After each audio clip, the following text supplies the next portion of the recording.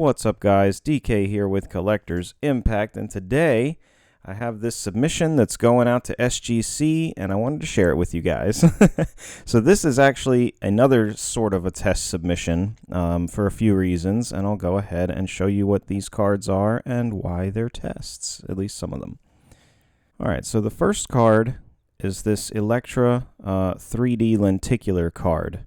And this is from the 2015 Upper Deck Marvel 3D set. And if you're interested in seeing a box opening of this set, I did do one on the channel, so link is in the description if you're interested in that. So this card came from that actual box opening, and the thing about this one is it has a little bit of damage up here on the card. It's really hard to see it. Let me see if I can pull it out of the case if it would help. Right there. Okay, you see it in the top. It's up here. There's like a little dot. And that's some sort of like where the machine itself actually didn't do too good of a job in the manufacturing process. So for that reason, I'm pretty sure it's not going to get a 10. If it did, I would be thrilled. But I'm going to go ahead and estimate a 9 on this card, as that's really the only thing that's wrong with it. Overall, I mean, you can see the shimmer and shine of the brand new pack freshness of it. So yeah, I'm hoping for that 9 or 9.5. I really would like a 10, but with that blemish, I just don't think that it'll get it. Up next is Venom. So this one is the actual lenticular 3D version of Venom from that set as well. And this one, as far as I can tell, is pretty flawless. So this one, I would love a 10 on it. I think that it's a 10 potential for sure. But knowing SGC and their ratios and everything, I'm going to estimate a 9.5 and really hope for the 10. I mean, overall, this card is phenomenal. So that's this one. Those two aren't so much tests as just wanting them graded and slabbed and everything. The tests come in here. Now, this card is definitely a test, as it is a sketch card. So this is actually hand-drawn. It's a 1-of-1 sketch card, though it's not officially numbered on the card, which is interesting, but I'll show you something that came with it in a second. But you can see here the legendary trading card game branding on the card itself. So this is from that trading card game by Upper Deck, instead of it just being your typical traditional sort of a Marvel card. So it's actually playable, which is interesting. So I want to see how they handle this one specifically, because there's not too much information with it aside from the fact that it came from that set and everything. I'll show you the little info card that came with it, though I'm not sending this info card with the card.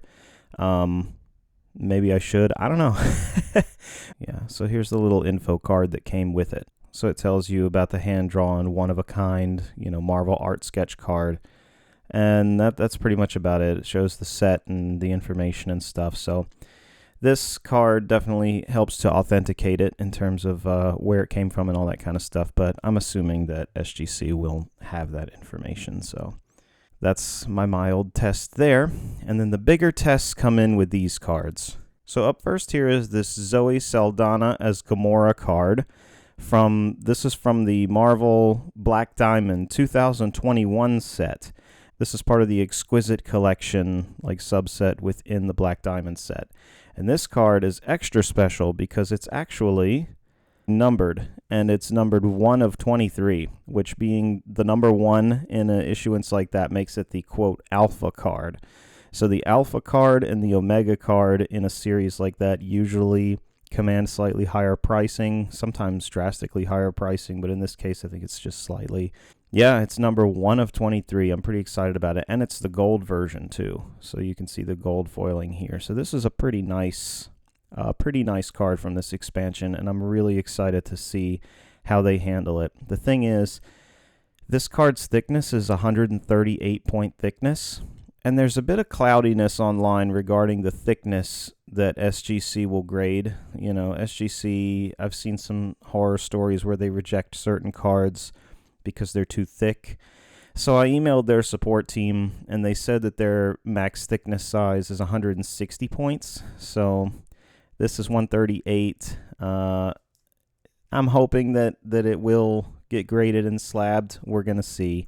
So that's a major test for me, is to see if they actually grade it, because it is It's the thickest one that I've ever sent them. But wait, there's more.